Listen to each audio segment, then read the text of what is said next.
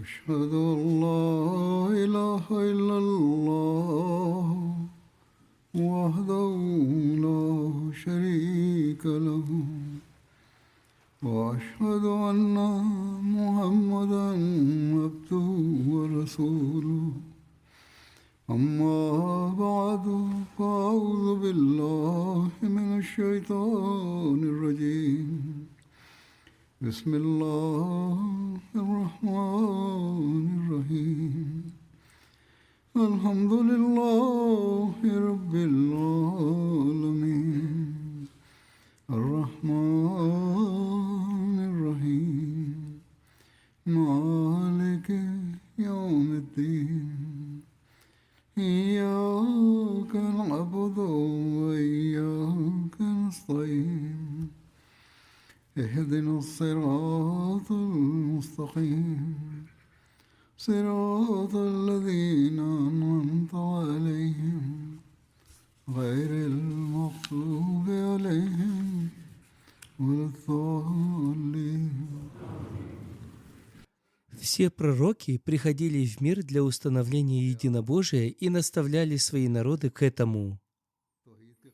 Однако, к величайшему сожалению, большинство отвернулось от этого единобожия.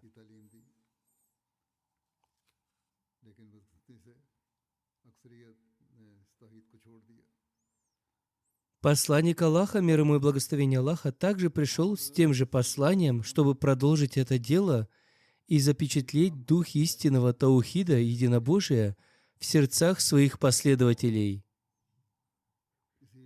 Положение, которое занимает посланник Аллаха, мир ему и благословение Аллаха, не принадлежит никому другому. Когда он призывал к принятию таухида, то делал это, опираясь на знание, полученное от Всевышнего Аллаха, и приводил неопровержимые доводы в пользу единобожия. Когда посланник Аллаха, мир ему и благословение Аллаха, вел борьбу против многобожия, то не делал этого безосновательно. Он разъяснял пагубность ширка, предания Аллаху сотоварищей, открывал его истинную сущность и таким образом вселял в сердца отвращение к нему. Последователи же его своими делами доказали, что учение о таухиде и ненависть к ширку проникли в самую их плоть и кровь, в каждую клеточку их существа. Причина этого заключалась в том, что учение, ниспосланное ему Всевышним Аллахом, было столь всеобъемлющим и мощным по воздействию, что не мог возникнуть даже вопрос о том, чтобы кто-либо постиг его глубину и затем отвернулся от него. Эта сила воздействия учения на его последователей объясняется тем, что сам посланник Аллаха, мир ему и благословение Аллаха, являл собой живое и совершенное воплощение каждого слова и каждого деяния этого учения. Все великое наставление, которое Всевышний Аллах даровал ему относительно таухида, он являл собой в действии, то есть был его практическим образцом.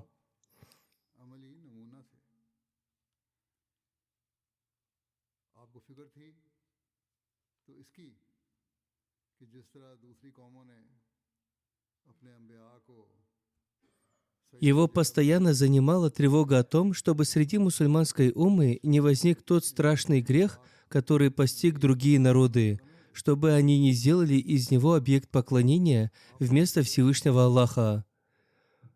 Он постоянно молил Всевышнего Аллаха о защите, дабы никогда не был подставлен в положение равного Богу, и наставлял свою умму: «Никогда не делайте из меня средства многобожия».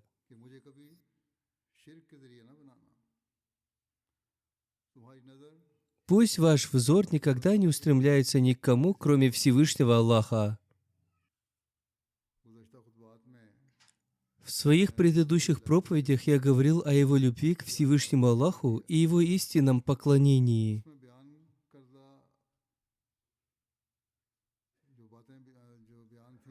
Все, что было там изложено, все приведенные примеры из жизни посланника Аллаха, мир ему и благословение Аллаха, неизменно указывали на таухид или являли его пламенное рвение и жгучую страсть к утверждению единобожия.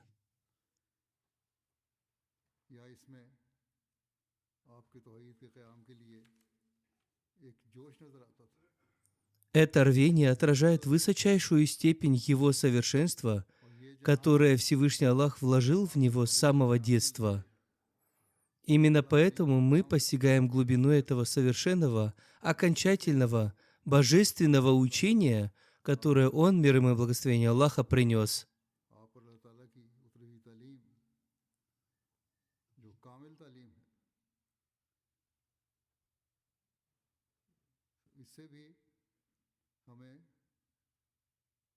इसकी गहराई का इल्म होता है। Священный Коран в бесчисленных местах и с разных сторон наставляет нас в единобожии. पहलुओं से Так Всевышний Аллах в суре Аль-Анбия изрекает: जैसा कि अल्लाह ताला सूरह अंबिया में फरमाता है,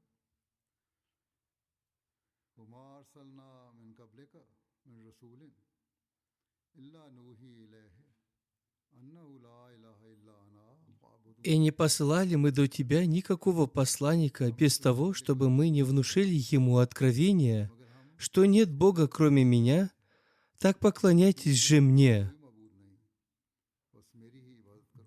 И те формы поклонения, которым он был научен, и то, как он сам, в полной мере отдавая должное положению таухида, совершал это поклонение, ни в одной другой религии нельзя найти даже 10 доли подобного совершенства. दूसरे मजहब में Затем Всевышний Аллах в Священном Коране изрекает: फिर अल्लाह ताला फरमाता है कुरान करीम में, कुल इन्नी उमिरतु अन अअबुदल्लाह «Скажи, воистину повелено мне, чтобы поклонялся я Аллаху, очищая перед Ним веру». Таким образом, когда истинный мусульманин произносит эти слова, он также провозглашает: «Мне предписано поклоняться Всевышнему Аллаху с полной искренностью и чистотой, стремиться к утверждению абсолютного единобожия и следовать тому образцу, который установил посланник Аллаха, мир ему и благословение Аллаха, в полном соответствии с повелением Священного Корана». Если мы будем выстраивать свои поклонения на основе истинного единобожия и совершенного исполнения его требований, то сможем стать теми, кто совершит подлинное духовное преобразование в душах и обществах людей. В противном случае все останется лишь словами, и мы не сможем по праву именоваться истинными единобожниками. Далее Всевышний Аллах повелевает: «И поклоняйтесь Аллаху, и не предавайте ничего Ему в сотоварищи». В другом месте относительно единобожия Всевышний Аллах изрекает: एक और जगह अल्लाह ताला फरमाता है, व इलाहुकुम इलाहुन वाहिद ला इलाहा इल्ला हुवल रहमानुर रहीम। «И Бог ваш, Бог единый, нет Бога, кроме Него, всемилостивого, милосердного». А в завершении Священного Корана Всевышний Аллах провозглашает утверждение своего единобожия со всей ясностью и окончательностью. ईद क़याम का ऐलान फरमाता है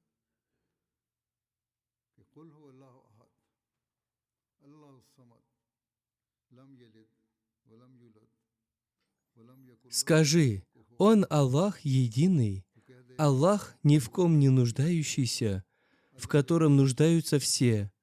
Он не родил и не рожден Он, и нет никого равного Ему». Здесь Всевышний Аллах отвергает всякого рода многобожия во всех его проявлениях и повелевает своему посланнику, мир ему и благословение Аллаха, провозгласить это всему миру.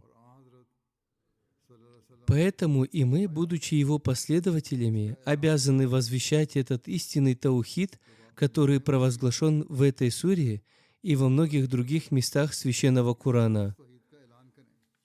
Своими словами и делами мы должны явить миру, что Всевышний Аллах единственный, абсолютно независимый от всего сущего, тогда как все сущее зависит от Него. Он не отец никому и не сын никому, и ничто не может быть подобным Ему. Это провозглашение опровергает искаженные учения всех религий, и именно оно способно приблизить человека к Всевышнему Аллаху. Самым возвышенным и совершенным воплощением этой истины является наш Господин и вождь Хазрат Мухаммад, избранник, мир ему благословения Аллаха. Каждый миг его жизни был посвящен утверждению таухида.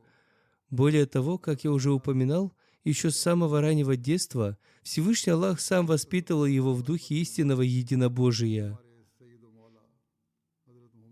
Я привел лишь несколько примеров из Священного Корана, тогда как вся Священная книга полна этим посланием от начала и до конца.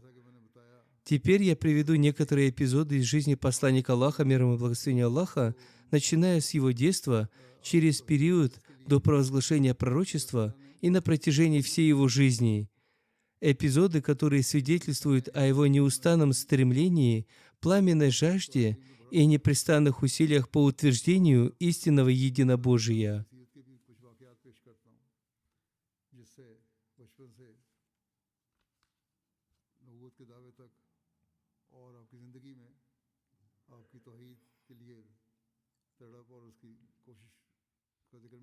Фитрат, врожденное естество посланника Аллаха, мир ему и благословения Аллаха, была столь чистой и непорочной, что любовь к единобожию была вложена в самую его плоть и кровь, в каждую клеточку его существа.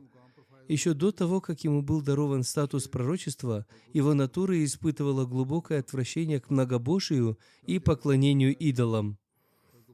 В одном из повествований сообщается от Айман, да будет доволен ею Аллах, среди идолов, которым курайшиты оказывали величайшее почтение, был идол по прозвищу Буана. Они приносили ему жертвы, совершали паломничество к нему и проводили там целые дни в уединении. Абу Талиб также отправлялся туда вместе со своим народом и желал взять с собой посланника Аллаха, мир ему и благословения Аллаха. Однако он, мир ему и благословения Аллаха, неизменно отказывался. Это продолжалось до тех пор, пока однажды его тети по линии отца и Абу Талиб весьма сильно не разгневались на него. Они сказали: «О Мухаммад, чего ты хочешь? Разве ты не присоединишься к празднеству своего народа и не умножишь число собравшихся?» В конце концов, под сильным настоянием своих теть, он все же отправился туда, но вернулся оттуда в великом страхе. Он, мир ему и благословение Аллаха, сказал: «Я увидел там нечто странное и ужасное». Тети ответили: «На такого праведного человека шайтан не может оказать влияние». Они спросили: «Что же ты увидел?» Посланник Аллаха, мир ему и благословение Аллаха, сказал: «Как только я приблизился к идолу, передо мной возник человек в белых одеждах и громко воскликнул: «О Мухаммад, отойди назад и не прикасайся к этому идолу». После этого посланник Аллаха, мир ему и благословение Аллаха, никогда больше не участвовал ни в одном из празднований многобожников. И Всевышний Аллах всегда оберегал его от всех подобных языческих обычаев и обрядов.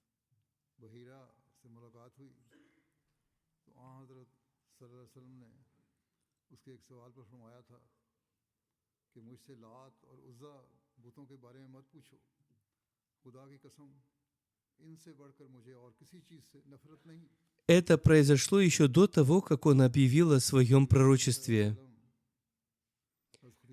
В детстве, когда он путешествовал в Сирию вместе со своим дядей Абу Талибом, он, мир ему и благословение Аллаха, встретился с христианским монахом Бахирой.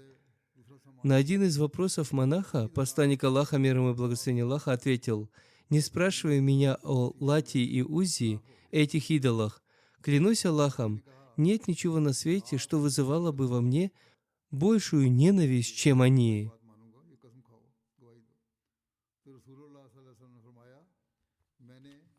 Когда благородный посланник Аллаха, мир ему и благословение Аллаха, отправился в Сирию с торговым караваном, взяв с собой товары Хазрат Хадиджи, да будет доволен ею Аллах, он успешно продал их и на вырученные средства приобрел другие товары. В ходе этой поездки между посланником Аллаха, мир ему и благословение Аллаха, и одним человеком возник спор по какому-то делу. Тот человек сказал: «Поклянись Латой и Узой, тогда я приму твои слова». На это посланник Аллаха, мир ему и благословение Аллаха, ответил: «Я никогда в жизни не клялся этими идолами. Даже проходя мимо них, я отворачиваю от них свое лицо. Как же ты можешь требовать от меня, чтобы я поклялся ими? Это невозможно. Именно ради достижения истинного единобожия он, мир ему и благословение Аллаха, регулярно уединялся в пещере Хира, об этом уже упоминалось ранее. В его сердце постоянно горела неугасимая жажда поклонения единому Богу и утверждения единобожия. Хазрат Мирза Башир Ахмад, да будет доволен им Аллах, описал это состояние следующим образом. Пещера Хира находится в одной из известных гор Мекки, горе Хира, расположенной примерно в 3 милях от города. В наши дни ее называют Джабаль Ан-Нур, гора света. Посланник Аллаха, мир ему и благословение Аллаха, испытывал глубокое отвращение к идолам, но не только к самим идолам. Он скорбел и о тех, кто поклонялся им, удаляясь от единого и единственного Бога. Он жалел не только себя, но и весь свой народ. Почему они поклоняются истуканам? Поэтому еще до начала своей пророческой миссии он, мир ему и благословение Аллаха, удалялся от городской суеты и проводил время в поклонении в этой пещере.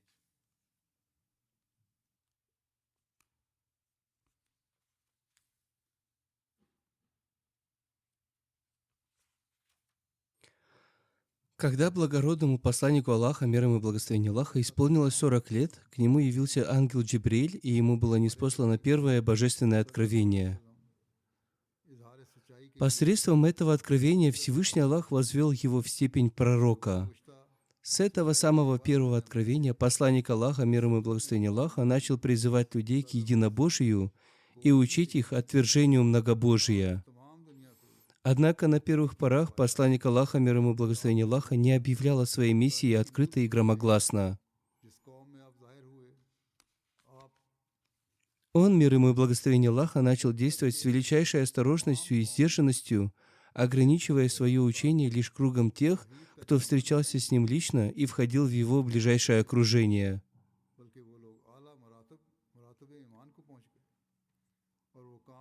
Хазрат обетованный Мессия, мир ему, сказал: «Наш пророк, мир ему и благословение Аллаха, был величайшим муджадидом, обновителем проявления истины. Он вернул в мир утраченную истину. Никто не может разделить с ним славу в этой части. Он застал весь мир погруженным во мрак, а с его появлением эта тьма обратилась в свет. Тот народ, среди которого он явился, не увидел его смерти, пока не сбросил с себя одеяние многобожия и не облегся в одежды истинного единобожия. И не только это.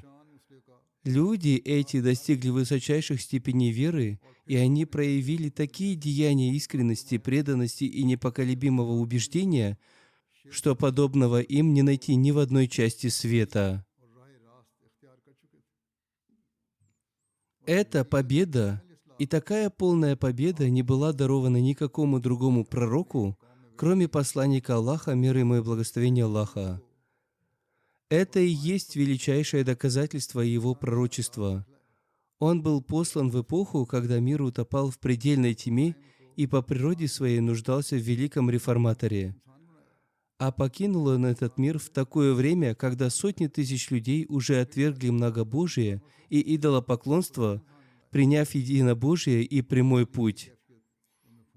Поистине, это совершенное исправление было только его уделом. Он научил дикий, звероподобный народ с животным нравом, человеческим обычаем.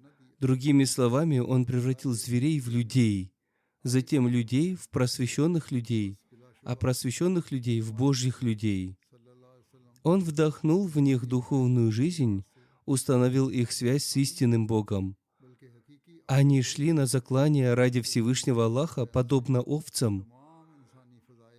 Их топтали ногами, подобно муравьям, но они не выпускали веру из рук и в каждой беде лишь продвигались вперед.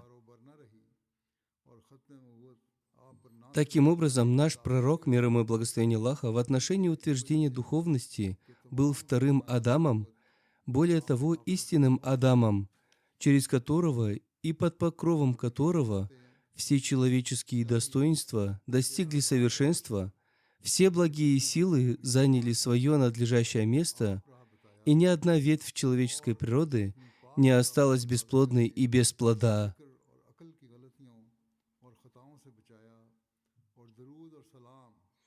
Печать пророчества запечатана на нем не только по причине позднего времени его прихода, но и потому, что все совершенства пророчества достигли завершения в нем. Затем Хазрат обетованный Мессия мир ему еще в одном месте сказал: «О Боже! Тысячи и тысячи благодарностей Тебе за то, что Ты сам указал нам путь к познанию Себя и ниспослал свои священные книги, уберег наш разум и мысли от заблуждений и ошибок. Да пребудут благословение и мир на Господине нашем, вожде посланников Мухаммаде избраннике, мир ему и благословение Аллаха, и на его семействе и сподвижниках. Благодаря ему Всевышний Аллах вывел целый потерянный мир на прямой путь. Он воспитатель и источник пользы, который вернул заблудшее творение на истинный путь. Он благодетель и обладатель милости, который избавил людей от беды многобожия и идолов. Он свет и распространитель света, который распространил сияние единобожия по всему миру. Он мудрец и целитель эпохи, который утвердил сбившиеся с пути сердца на праведности. Он щедрый и явитель щедрости, который напоил мертвых водой жизни. Он милостивый и сострадательный, который принял на себя скорбь и боль за умму. Он отважный и герой, который вырвал нас из пасти смерти и привел к жизни. Он кроткий и самоотверженный человек, который склонил голову в поклонении и смешал все свое существо с прахом. Он совершенный единобожник и океан познания, которого восхищало лишь величие Всевышнего Аллаха, а все иное он низверг из поля своего взора. Он чудо всемогущей милости милостивого, который, будучи неграмотным, превзошел всех в божественных знаниях и поставил каждый народ перед лицом его заблуждений и ошибок. Еще в одном месте Хазрат обетованный Мессия мир ему сказал: «Сегодня на поверхности мира ни в одной умме нет ничего под названием таухид, кроме как в уме посланника Аллаха, мир ему и благословение Аллаха, и нет ни одной книги, след которой сохранился бы, кроме священного Корана, книги, которая возводит миллионы творений на степень утверждения божественного единства и с совершенным почтением ведет их к этому истинному Богу. Каждый народ создал себе собственных вымышленных богов, но Бог мусульман тот же, который существует от века, вечный, неизменный, не подверженный изменениям, обладающий теми же изначальными атрибутами, какими обладал в начале. Но, увы, сегодня и умма Мухаммада, мир ему и благословение Аллаха, постепенно забывает это достоинство таухида, и подлинный таухид, которому учил Всевышний Аллах, и который с такой болью и страстью наставлял и разъяснял нам посланник Аллаха, мир ему и благословение Аллаха, уже не пребывает в их сердцах в полной мере. Из-за забвения истинного таухида в них ослабла и та чистая вера в атрибуты Всевышнего Аллаха, которая должна быть отличительной чертой каждого мусульманина. В таких обстоятельствах долг тех, кто искренне признает истинного слугу посланника Аллаха, мир ему и благословение Аллаха, Хазрата обетованного Мессии, мир ему, глубоко постичь истину таухида и произвести в себе особые преобразования, соответствующие этой истине.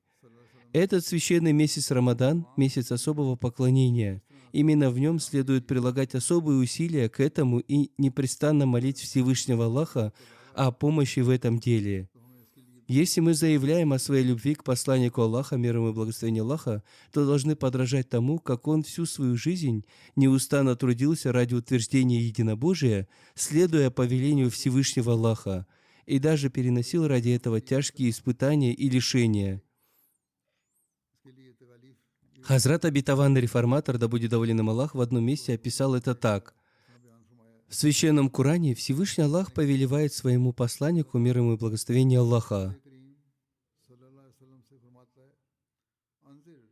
«И предостерегай близких родственников своих».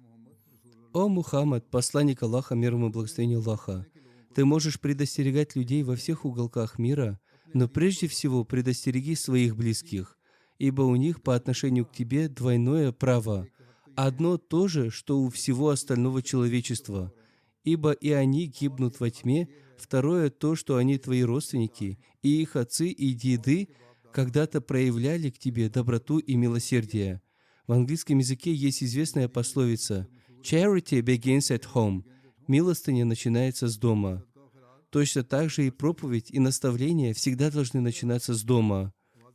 Поэтому посланник Аллаха, мир ему и благословение Аллаха, исполнил это повеление следующим образом. Согласно обычаю мекканцев, он, мир ему и благословение Аллаха, взошел на холм Сафа и начал созывать разные племена поименно. Сначала он позвал Бану Галиб, и они вышли из Масджида Аль-Харам и собрались у подножия холма Сафа. В тот момент Абу Лахаб сказал посланнику Аллаха, мир ему и благословение Аллаха: «Бану Галиб уже пришли, говори, что хотел сказать». Но посланник Аллаха, мир ему и благословение Аллаха, не обратил на его слова никакого внимания и позвал людей из племени Луи. Когда они подошли, Абу Лахаб снова сказал: «Теперь и Луи здесь, говори». Однако посланник Аллаха, мир ему и благословение Аллаха, вновь не удостоил его внимания и позвал Бану Мурра. Они тоже пришли. Затем он созвал Бану Килаб и Бану Кусай, и так продолжалось, пока не собрались все. Те, кто не смог прийти сам, послали своих посланцев, чтобы те узнали причину сбора и сообщили им. Когда все племена курайшитов собрались, посланник Аллаха, мир ему и благословение Аллаха, обратился к ним и сказал: «Ответьте мне, если я скажу вам, что за этой горой собралось огромное войско, готовое напасть на вас, поверите ли вы мне?» Они ответили: «Конечно, поверим. Мы всегда видели в тебе правдивого и честного человека». Жители Мекки прекрасно знали, что подобное утверждение равносильно требованию признать невозможное возможным, ведь скот спасся в долинах, и в тех местах невозможно было скрыть даже небольшое войско. Но столь велико было их доверие к правдивости посланника Аллаха, мир ему и благословение Аллаха, что они сказали: «Даже если наши глаза не увидят этого, мы все равно поверим Твоим словам, ибо Твоя правдивость для нас – непреложная истина». Когда они единогласно и единодушно выразили свое полное доверие и убежденность в его честности, посланник Аллаха, мир ему и благословение Аллаха, сказал: «Слушайте же, я возвещаю вам великую весть. Всевышний Аллах послал меня своим посланником. Посему я говорю вам, если вы хотите спастись от наказания Аллаха, то следуйте за мной». Едва он произнес эти слова, как Абу Лахаб в ярости воскликнул: «Да постигнет тебя погибель во все дни! Ради такой мелочи ты нас собрал? Мы прибегаем к защите Аллаха от этого». После этого и другие разошлись в своих насмешках и издевках. Но ни насмешки, ни противодействия не смогли остановить посланника Аллаха, мир ему и благословение Аллаха, в его усилиях по утверждению единобожия. Он продолжал эту борьбу неустанно. Как уже было сказано, сначала последовали насмешки, затем противодействие усилилось, но он не отступал.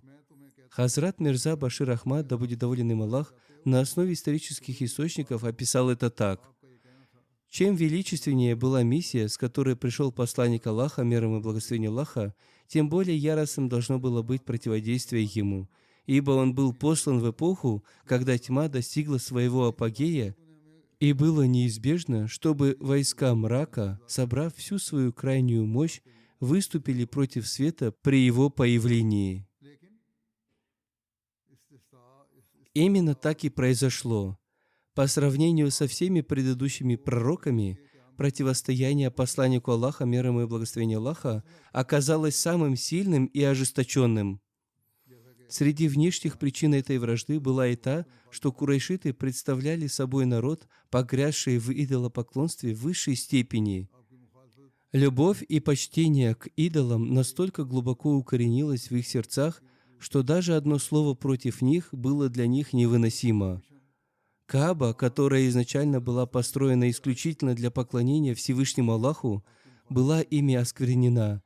В ней они собрали сотни идолов.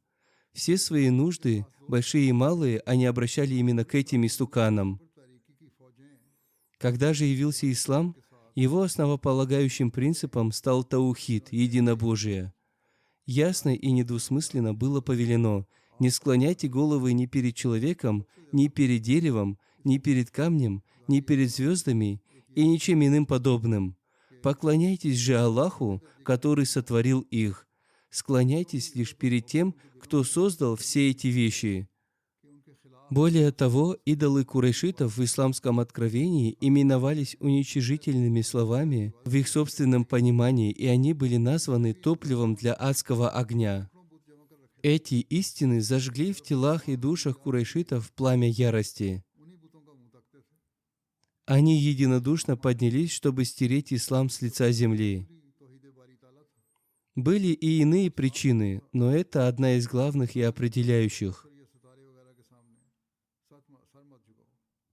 Хазрат обетованный Мессия мир ему сказал: когда от Всевышнего Аллаха посылается пророк или посланник, и его община предстает перед людьми как группа праведных, честных, мужественных и преуспевающих, то в сердцах существующих народов и групп неизбежно зарождается некая вражда и зависть. Особенно сильно проявляют эту ненависть ученые и так называемые наследственные святые каждого вероисповедания, ибо с появлением этого Божьего мужа и их доходы и почет терпят урон.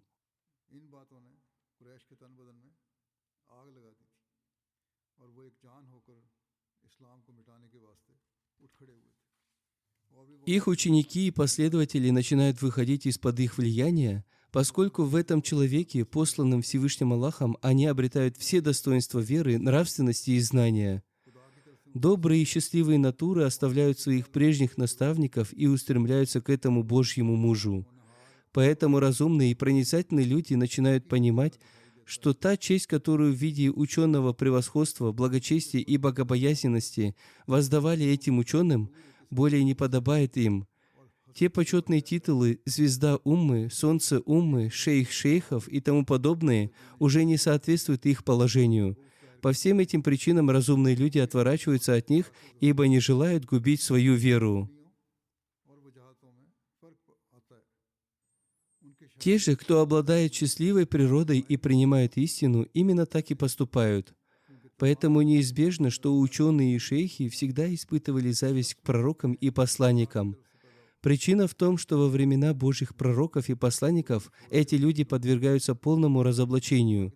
В действительности они несовершенны, обладают лишь малой долей света, и их вражда к пророкам и праведникам чисто плотская.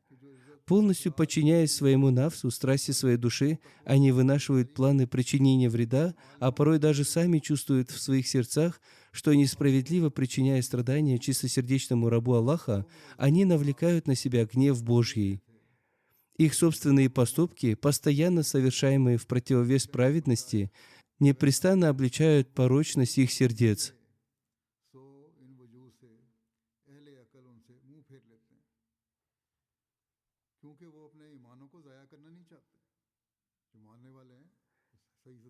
И все же пламя зависти, словно яростный двигатель, увлекает их в пропасть вражды.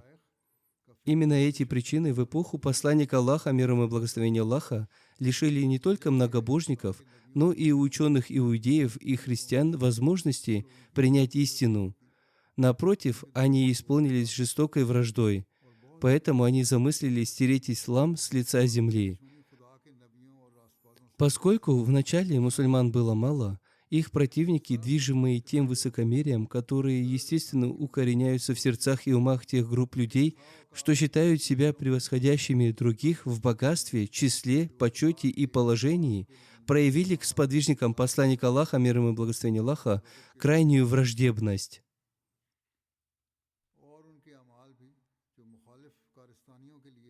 Они не желали, чтобы это небесное растение укоренилось на земле. Напротив, они прилагали все усилия, вплоть до кончиков ногтей, чтобы уничтожить этих праведников. Они не упускали ни единой возможности причинить им вред, опасаясь, как бы последователи этой религии не укрепились и их процветание не стало причиной гибели их собственной веры и народа. Именно из этого страха, принявшего в их сердцах ужасающий облик, проистекали их крайне тиранические и жестокие действия. Они убивали большинство мусульман мучительными способами. На протяжении долгого периода, 13 лет, их поведение оставалось неизменным. Эти злобные звери своими мечами с крайней безжалостностью разрывали на куски тела верных рабов Аллаха, гордости человеческого рода. Сироты, беспомощные женщины и слабые были заколоты на улицах и переулках. И при всем этом от Всевышнего Аллаха было строгое и окончательное повеление: никогда не отвечайте злом на зло.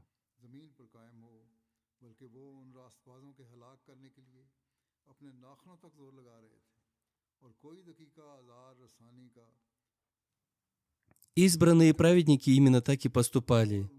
Улицы окрасились их кровью, но они не издавали ни звука. Они были заколоты подобно жертвенному скоту, но не испустили ни вздоха.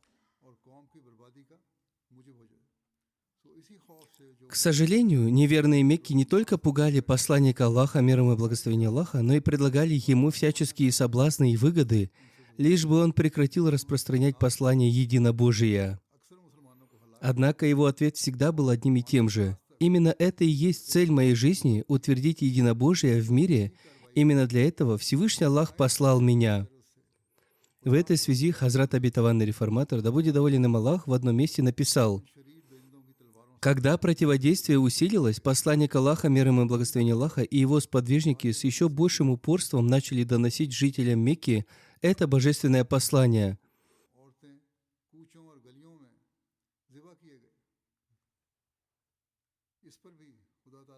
Творец этого мира, единый Бог, нет божества, кроме Него. Все пророки, приходившие прежде, свидетельствовали о Его единстве и призывали свои народы к тому же учению.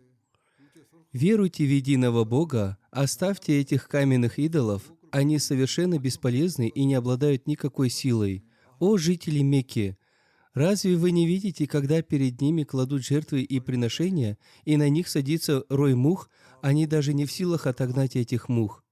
Если кто-то нападет на них, они не смогут защитить себя. Если кто-то обратится к ним с вопросом, они не ответят. Если кто-то попросит у них помощи, они не помогут.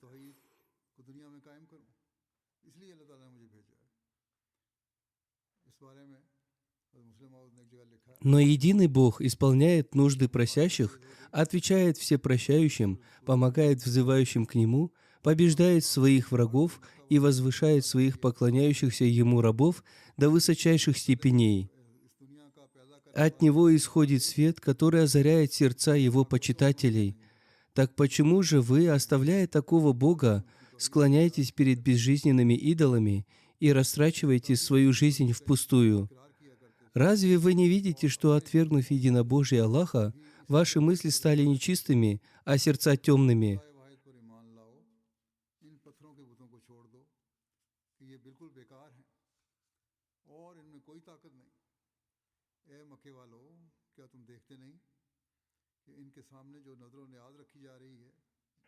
Вы погрязли в самых разнообразных суеверных учениях. В наших сердцах рождаются ложные воображения именно потому, что вы отвергли единобожие. У вас исчезло различие между дозволенным и запретным. Вы не способны отличить добро от зла. Вы бесчестите своих матерей, угнетаете своих сестер и дочерей, лишаете их прав. Ваше обращение с женами недостойно.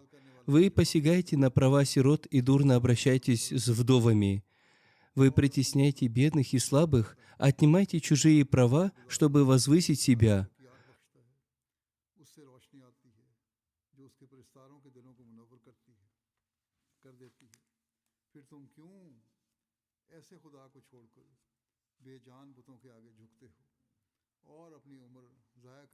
Ложь и обман не вызывают у вас стыда. Воровство и разбой не внушают вам отвращения. Азартные игры и вино стали вашим занятием. У вас нет стремления к приобретению знаний и служению своему народу. Доколе вы будете пребывать в беспечности по отношению к единому Богу? Придите же, исправьте себя, оставьте угнетение. Эти пороки укоренились в вас, исправьте их. И сегодня носители этих пороков все те же, кто удалился от единобожия. Среди каких бы народов ни царили эти пороки, Даже если в них и найдется какая-то капля добра, то большинство этих зол, о которых я упомянул, присутствует в них именно по той причине, что они далеки от единобожия. К несчастью, подобное положение наблюдается и у некоторых мусульман. Затем Хазрат Обетованный Реформатор, да будет доволен им Аллах, сказал: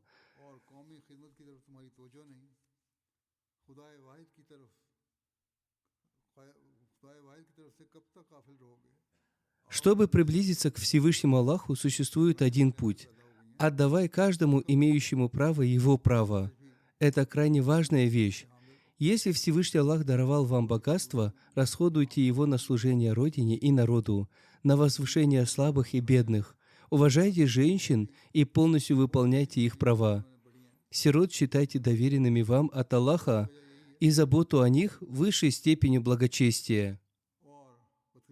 Будьте опорой для вдов, утверждайте добродетели и богобоязненность, сделайте своим девизом не только справедливость и правосудие, но и милосердие и благотворительность.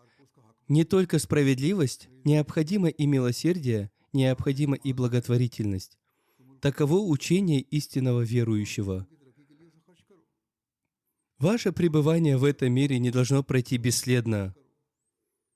Оставьте после себя добрые следы, чтобы посеять семя вечного блага. Истинное достоинство не в том, чтобы требовать свое право, а в жертве и самоотверженности. Не стремитесь соблюдать лишь свои права, жертвы и предпочтения другим также необходимы. Поэтому приносите жертвы, и вы приблизитесь к Всевышнему Аллаху. Явите образец самоотверженности перед рабами Всевышнего Аллаха, чтобы ваше право утвердилось у Него.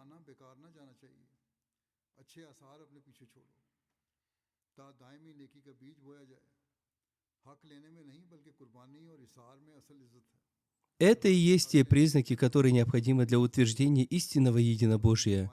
Без сомнения, мы слабы, но не смотрите на нашу слабость.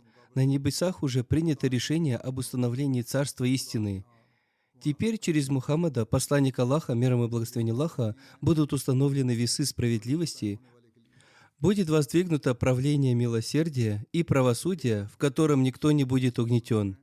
В вопросах религии не будет никакого принуждения. Угнетение женщин и рабов, которое существовало прежде, будет полностью искоренено.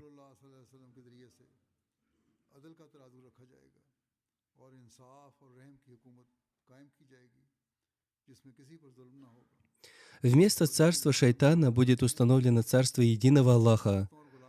Когда эти наставления стали неоднократно звучать в ушах жителей Мекки, и сердца людей благородной природы начали склоняться к исламу, однажды вожди Мекки собрались и пришли к дяде посланника Аллаха, миром и благословения Аллаха, Абу Талибу. Они сказали: «Ты наш вождь, и ради тебя мы до сих пор ничего не сделали твоему племяннику Мухаммаду, миром и благословения Аллаха. Теперь пришло время принять окончательное решение. Либо ты сам уговоришь его и спросишь, чего же он в конце концов хочет от нас. Если его желание почет, мы готовы провозгласить его нашим вождем.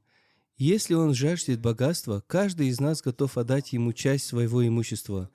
Если он желает жениться, назови имя любой девушки Мекки, которая ему понравится, и мы женим его на ней. Мы ничего не требуем взамен и ни в чем не будем ему препятствовать».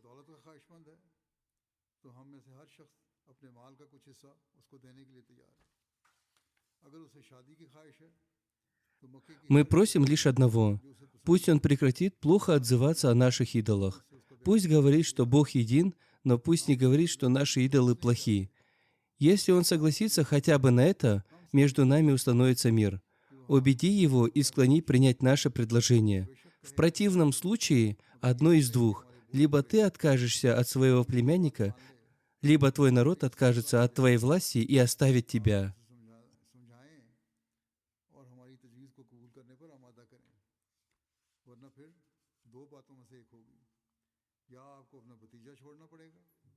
Для Абу Талиба эти обращения были крайне тяжкими. У арабов денег было мало, вся их радость и гордость заключалась во власти и почете. Вожди жили для народа, а народ для вождей. Услышав это, Абу Талиб пришел в крайнее смятение. Он позвал Мухаммада, посланника Аллаха, миром и благословения Аллаха, и сказал: «О мой племянник, мой народ пришел ко мне и передал мне это послание. Они также сказали, если твой племянник не согласится ни на одно из этих предложений, то мы уже сделали все возможные предложения, мы готовы отдать ему все, что он пожелает. Если же он не отступит от своего пути, то твоя обязанность оставить его. А если ты не готов оставить его, тогда мы откажемся от твоей власти и оставим тебя. तो फिर हमारी तरफ से हर एक किस्म की पेशकश हो चुकी है, बता दिया हमने, तो हम काफी देने को तैयार हैं। Когда Абу Талиб произнес эти слова, его глаза наполнились слезами. Увидев слезы в глазах своего дяди, из глаз посланника Аллаха, мир ему и благословение Аллаха, тоже пролились слезы, и он сказал: «О мой дядя, я не говорю тебе, оставь свой народ и поддержи меня. Ты можешь оставить меня и присоединиться к своему народу. Но клянусь Аллахом, единым, у которого нет сотоварищей, если даже солнце поставит на мою правую руку, а луну на левую, я не прекращу призывать к единству Аллаха. Я буду продолжать свое дело, пока Аллах не пошлет мне смерть. Сам решай, что для тебя лучше». लेकिन मुझे खुदाए वाहिद ला शरीक की कसम है कि अगर सूरज को मेरे दाएं और चांद को मेरे बाएं लाकर खड़ा कर दें, तब भी मैं खुद Этот ответ, полный веры и искренности, был достаточен, чтобы открыть глаза Абу Талибу. Он понял, хотя мне не дано было удостоиться веры, но уже то, что мне выпала возможность узреть этот образец веры, величайший из всех богатств. И он сказал: «О мой племянник, иди и исполняй свой долг. Если народ захочет оставить меня, пусть оставит, я тебя не оставлю». लेकिन इस ईमान का नज़ारा देखने की तौफीक मिलना ही सब दौलतों से बड़ी दौलत है। और आपने कहा, ए मेरे भतीजे, जा और अपना फ़र्ज़ अदा करता रहे। कौम अगर मुझे छोड़ना चाहती है तो बेशक छोड़ दे, मैं तुझे नहीं छोड़ूंगा।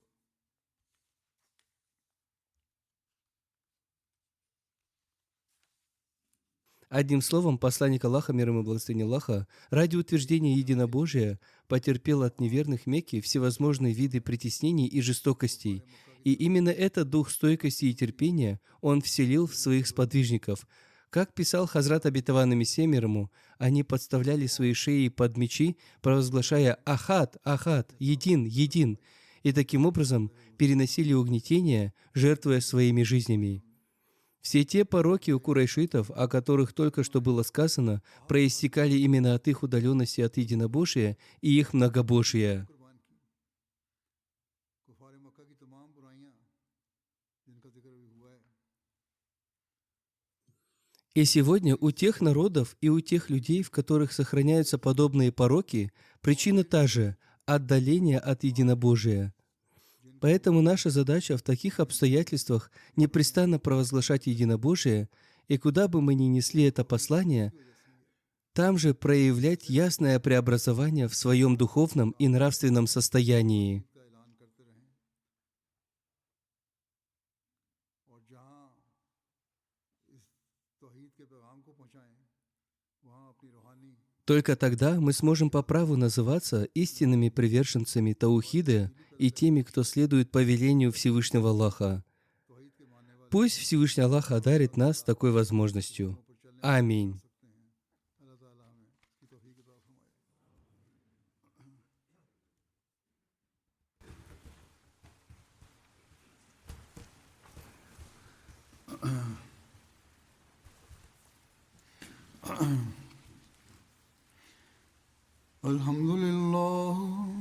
الحمد لله نحمده ونستعينه ونستغفره ونؤمن به ونتوكل عليه ونعوذ بالله من شرور أنفسنا ومن سيئات أعمالنا من يهده الله فلا مضل له ومن يضلل فلا هادي له ونشهد أن لا إله إلا الله ونشهد أن محمدا عبده ورسوله عباد الله رحمكم الله إن الله يأمر بالعدل والإحسان وإيتاء ذي القربى وينهى عن الفحشاء والمنكر والبغي يعظكم لعلكم تذكرون اذكروا الله يذكركم وادعوه يستجب لكم ولذكر الله أكبر